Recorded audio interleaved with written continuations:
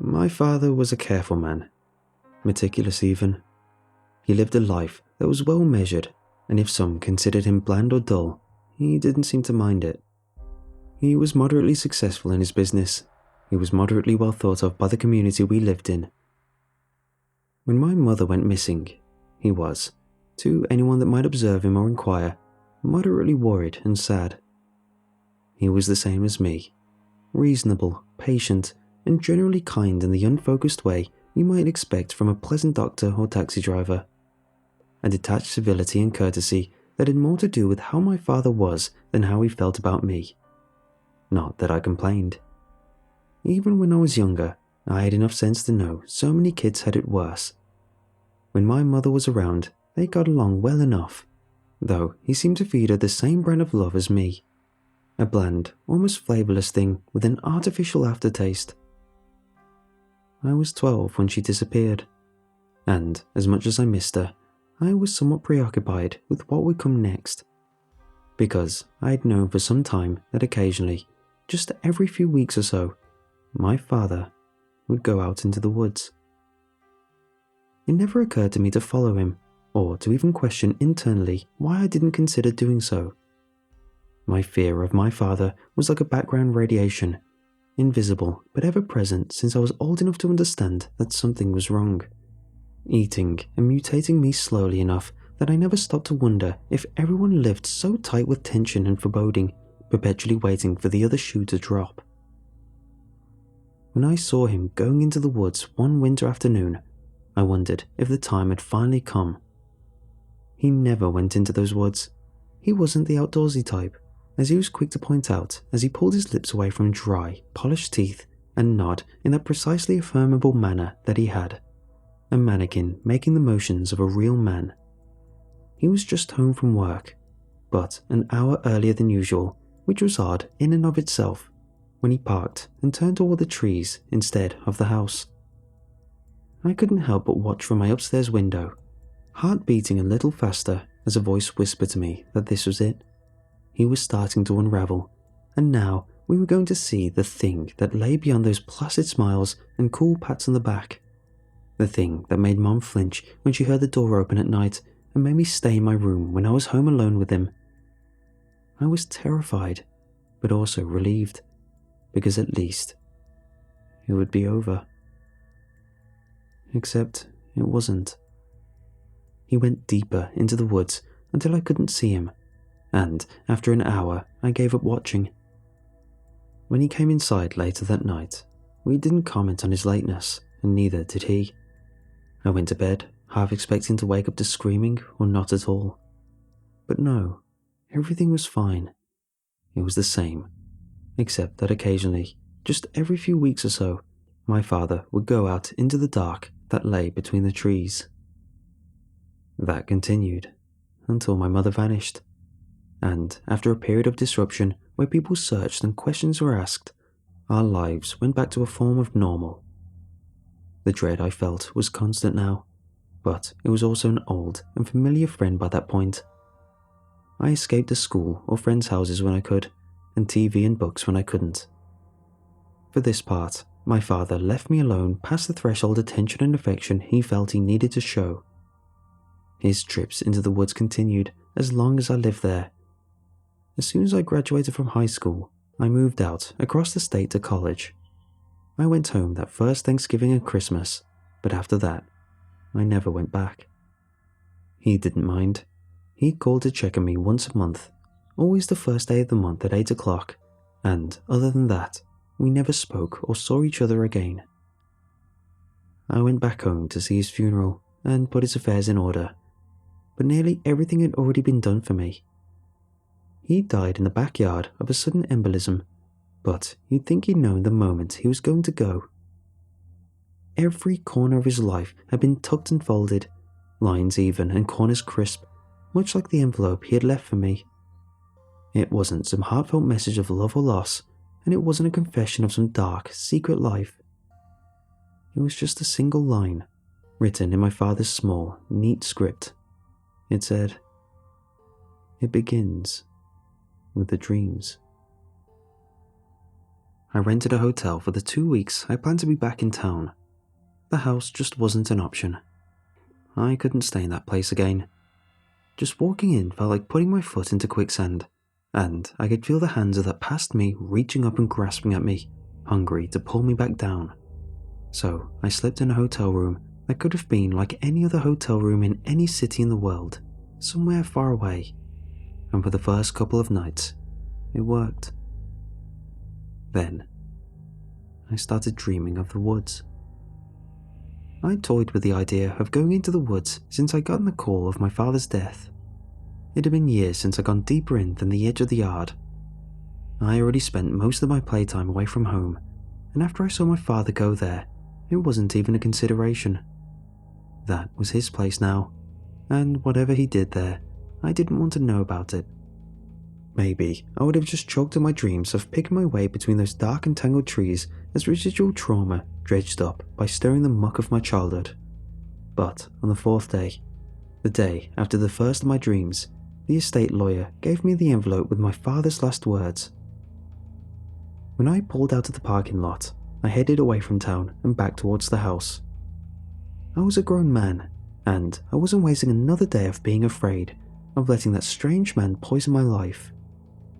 My heart still hammered as I stepped into the woods, but I was determined. I could see the ghost of the trail ahead of me, and I followed it further and further, past a small creek and across a field into a deeper part of the wood that was thicker and swampier. The mud sucked at my shoes as I went, and the air was more humid. But also deathly still. I'd have expected insects, but there were none.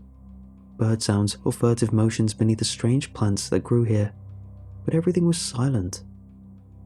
I had the thought that I had stepped back in time, a frozen moment from some ancient swamp, oxygen-rich and teeming with unseen life that was hungry and powerful, laying just beneath the black mud, watching me perhaps, or suspended from the enormous boughs of the gargantuan trees that twisted overhead. The Nightmare King of some dead dinosaur's forgotten memory, but somehow alive and ready to be remembered. I blinked and looked around. Where was I? What was I thinking about? My eyes fixed on the muddy bank I was standing in front of. In the middle of it, as though it had been excavated like a fossil, was the thing I felt sure my dream and my father had sent me to find. It was a brass fortune teller machine. I glanced around again. I had to be miles away from the house. How was that even possible? The woods weren't that big, less than a mile, and I should have hit the highway. I tried to swallow, but my mouth was too dry. My body felt desiccated and hollow, just bone and dry skin and terrible will as I walked closer to the thing half buried in the hill.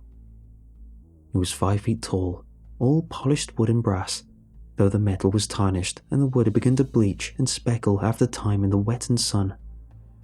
The top 3 feet were a glass cube containing the torso of a puppet woman dressed in a headscarf and golden jewellery. Her painted green eyes regarded me from beneath arched, knowing eyebrows that told of knowledge of unseen things. Above the glass, the brass arched into an arabesque roof, framing a small sign of red and gold stained glass. I couldn't read it at first, but then it lit up as a soft violin began to trill from a speaker grill below the fortune teller. I was startled, but I didn't jump or step back. I was transfixed, looking at the red lettering of the glass. I read the words glowing there. The voice of Aradat. I did let out a small scream when the fortune teller began to move, waving metal arms over a glowing crystal ball resting in front of her. The violin picked up speed, growing louder and more insistent, the insectile trilling of some long-dead note. My skin prickled as excitement began to grow in my belly, spreading up into my heart and head, down to my groin. A small tray popped out in front of the machine, and from it, a milky white card jutted out. I didn't hesitate in reaching out and grasping it, pulling the card free from its silky strands that held it in place with some effort. On one side, there was a strange symbol that I didn't quite recognize, as though I'd seen it in a dream. On the other, there were 2 words. Offer yourself. I let the card flutter to the mud as I saw motion next to the machine. There was a hole beside it. Somehow, I hadn't seen it before, but it was there now. Less than half the height of the fortune-telling kiosk, and thick with shadow and more strands like the ones that had trailed from the card when I took it. There was no fear or confusion. I knew what had to be done. Of course I knew. I was doing something as old as rain or the sun rising, as scared as being born or taking a life. I knelt down and crawled toward the hole, keeping my eyes lowered as I reached it and lay down, rolling over onto my back as I scooted myself forward, pushing my head into the moist darkness beyond. Once my shoulders touched the sides, I waited, holding my breath as I began to worry that I had done something wrong. But no. A coolness came to rest against my cheek as an inner darkness within that gloom came to greet me. I began to cry as that coolness dug into my skin, as a voice told me to keep my eyes closed, not to look. I couldn't see it, not even a shadowy glimpse, or I'd be lost forever. I lay in the muck, head surrounded by shadows and webs, as its icy weight settled over my face. When I left the woods, I saw a sheriff's patrol car parked behind mine. I was going to try and ignore it, but Sheriff Havlin got out and met me at my car. We had met briefly 2 days earlier when I'd run into him at the funeral home, and he had seemed a jolly and affable man at the time. Now I could see beneath that, and I knew why he was there. "Everything going alright, Kenneth? Need anything for the service tomorrow? My offer to give you an escort from the church still stands." I nodded. "I appreciate it. I don't think many people will be at the funeral, so traffic shouldn't be a problem." Raising an eyebrow, I stared at him. "Is that why you came? To offer help at the funeral again?" He shrugged and gave me a small smile. "Partly, yeah. That. And, well, I just thought I should warn you." I felt my jaw tightening. "Warn me of what?" The sheriff puffed out a breath as he looked down the road. "Your dad. Well, he's your daddy and he's passed, and I don't make a habit of talking bad about the dead, but..." He met my eyes again. "He was a strange man, and I'd be lying if I said me and the others around here didn't wonder if he was up to more than he let on." I frowned. "Up to what exactly? You talking about my mom? You never found any sign he did something to her, did you? Or that she had done anything but abandon us?" Shrugging again, he nodded. "No, you're right. But it was still odd. No one that knew her expected her to leave like that, and we never saw any sign of how or where she could have run off to. It's natural to suspect foul play involving the husband in something like that. You understand?" He pulled at his bottom lip thoughtfully. "But it wasn't just that. These last 20 years, we've had people go missing. It always happens sometimes. People move, run away, or get themselves killed. But since I was a deputy, we've had 3 times the number of people go missing here than in any of the surrounding areas. I know because I've checked." I stared at him. "Okay, so what are you saying? Do you think my father had something to do with any of that?" Haviland let out a short laugh. "Nah, I'm not saying that. Though I admit I did wonder a few times over the years. He always gave me an odd feeling, your dad. Nice enough fella, but I could never tell what he was really thinking." His smile fell away. "You look like him, you know. I didn't see it the other day, but I do now."